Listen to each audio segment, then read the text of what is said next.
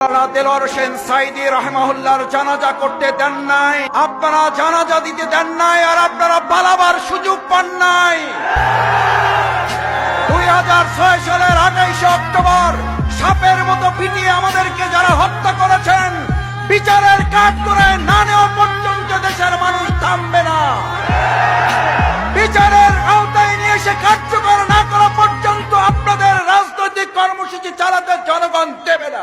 বাংলাদেশের মানুষ ভিডিওতে দেখেছে আপনি আপনার পছন্দের কোন একটা রাষ্ট্র থেকেও গোয়েন্দা সংস্থা এবং সেখান থেকে বাহিনীকে নিয়ে এসে বাংলাদেশের সাধারণ মানুষের গণ আন্দোলনকে আপনি রুখে দিতে চেয়েছিলেন, পারেন নাই।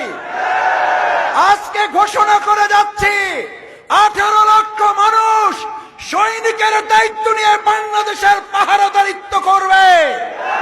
আমাদেরকে আর কোন গোয়েন্দা সংস্থা, কোন পার্শ্ববর্তী রাষ্ট্রের সৈনিকের ভয় দেখিয়ে লাভ হবে না। আজকের এই সমাবেশ